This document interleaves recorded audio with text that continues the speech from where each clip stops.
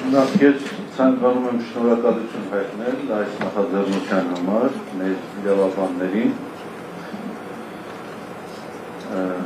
Երկրորդը խոր ափսոսանք եմ հայտնում, ցավ եմ արտահայտում, որ այս օրերին, երբ մեր երկիրը պատերազմի աղետալի հետևանքները չի հաղթահարել, շարունակում է դիմակայել ծանրագույն անվտանգային փորձությունների, երբ տարածաշրջանում ուղղակի ընթանում են խիստ վտանգավոր զարգացումներ եւ այս օրերին էլ տարածաշրջանում տեղի ունեցող ռազմական բախումներ են բռնկվել, մենք ստիպված ենք զբաղվելու մի հարցով, որը ուղղակիորեն ներազգային կյանքում քայքայում եւ հիմնախնդիրներ է առաջանում։ Իհարկե որևէ տրամաբանական բացատրություն չեմ կարող գտնել նման անվտանգային սուր մարտահրավերների պայմաններում եկեղեցու դեմ իշխանությունների նախաձեռնած արշավի համար։ Սա իրապես խիստ ցավալի է եւ սա խոսում է մի իրողության մասին, ցավալի իրողության մասին, որ Հայաստանի իշխանությունները գործադիր իշխանության ղեկավարի կամ քաղաքացիական պայմանագիր իշխող ցուցակցության ղեկավարի գլխավորությամբ լիարժեքորեն չեն պատկերացնում իրենց առաքելությունը եւ ուղղակիորեն փորձում են իրենց անմիջական պարտականությունները իրականացնելու փոխարեն արհեստական թիրախներ ստեղծել, կեղծ օրակարգեր ձևավորել։ Շատ ժամանակ չի անցել, երբ այդպիսի օրակարգեր քանիցս ձևավորվեցին։ Աղային բարեփոխումները, չգիտեմ, հիմա էլ անցել են եկեղեցական բարեփոխումները։ Ակնհայտ է բոլորիս համար, թե ինչ նպատակ է հետապնդում այս արշավը։ Արդեն պարոն Զոհրաբյանը արձանագրեց իր խոսքում, պատահական չի կարելի համարել նաև համընկումները այն թիրախների ընտրության մեջ, որը կատարում է իշխանությունը, համընկումները ադրբեջանական քարոզչամեքենայի տարածած առաջնահերթությունների հետ։ Սրանք իհարկե պատահական չեն։ Որքան բարեմտություն ցանկանաց դրսևորել, միևնույն է օրինաչափությունը նկատելի է։ Ես իհարկե կփորձեմ շատ համառոտ լինել, միայն ես ուզում համոզում արտահայտել, որ իրապես այլևս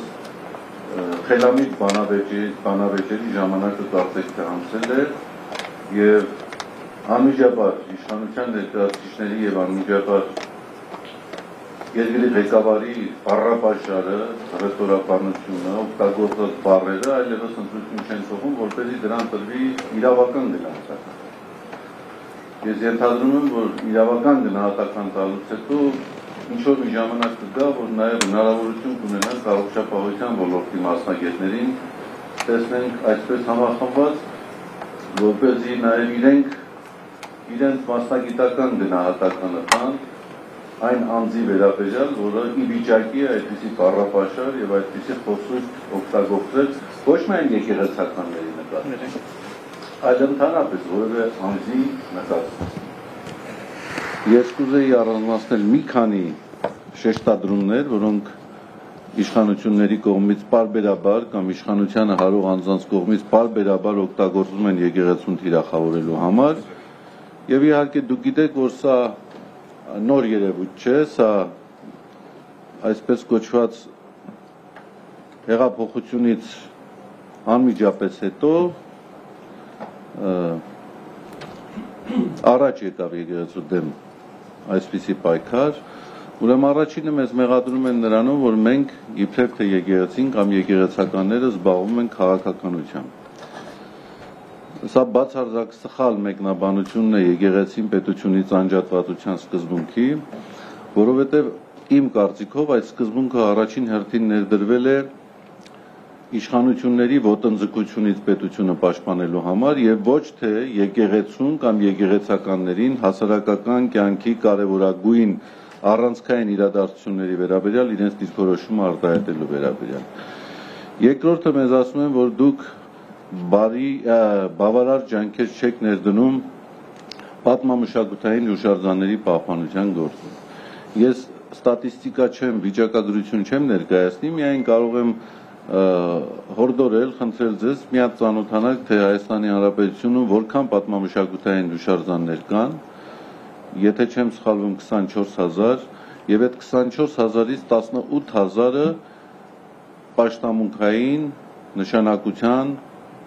պատմամշակութային հուշարձաններ են։ Այդ պատմամշակութային հուշարձաններից պաշտամունքային նշանակության այսօր եկեղեցուն է հանձնված ոչ ավել քան 600-ը։ Ուրեմն 600 հուշարձանների պահպանությունը նայեք եկեղեցու ոչ բավարար միջոցների պայմաններում եւ մնացյալի պահպանության որակին եւ մնացյալի նկատմամբ հոգատարության նայեք։ Նու ակնհայտ է, որ այս ոլորտում եւս պետությունը իր անմիջական պարտականությունները չի կարողանում իրականացնել։ Ու հասկանալի նաեւ պատճառները, որովհետեւ բավական ֆինանսական միջոցներ են ծախսում։ Ես ծանոթացա մշակույթի նախարարության վերջին հայտարարությանը, որտեղ որ մոտավորապես խոսում էր 18 թվականից մինչև այսօր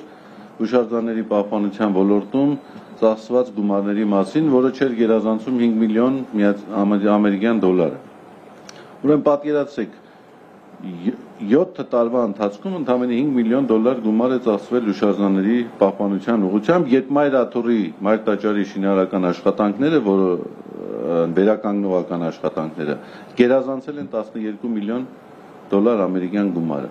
Այսինքն պարզ սա մի համեմատություն է։ Հուշարձանների պահպանության մասին խոսում են, երբ Հայաստանի կարևորագույն առանցքային տաճարի նորոգությանը որևէ ֆինանսական մասնակցություն, որևէ ֆինանսական աջակցություն չի ունեցել այս իշխանությունը։ Երրորդը, որ մեզ փորձում են մեղադրել, այն է, թե իբրև թե աղանդավորների դեմ արդյունավետ պայքար չի օգտագործում։ Ես ուզում եմ հասկանալ, ինչպես կարող է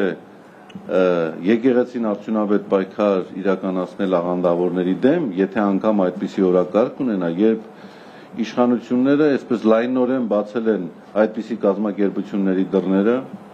ուղղակիորեն քաջալերում են այլասերության քարոզը, քաջալերում են կրոնական կազմակերպությունների կողմից իրականացվող մարդորսական գործողությունները, ու բավարար է դուք Հյուսիսային պողոտայում 1-2 անգամ պտտվեք եւ կտեսնեք այդպիսի բազմաթիվ դեպքեր եւ դրվագներ։ Հաջորդ հարցը, այսպես կուսակրոնության ուխտի հետ կապված տարածվող այս տեղեկատվությունն է։ Ինձ մոտ տպավորություն է ստեղծվում, որ Արցախը հանձնվել է այն պատճառով, որովհետև կուսակրոնները խախտել են իրենց ուխտը։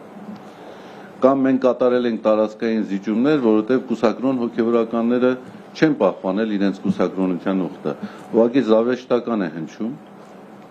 Ակնհայտ է, որ մարդը արհեստականորեն փորձում է ձախողումների համար մեղավորներ նշանակել։ Եվ իհարկե նորից ուզում եմ շնորհակալություն հայտնել մեր իրավաբաններին այս նախաձեռնության համար, երբ մենք հնարավորություն կունենանք իրապես ճշգրիտ առարկայական գնահատականներ տալ, ախտորոշում կատարել ընթացող այս արշավի վերաբերյալ։ Շնորհակալություն։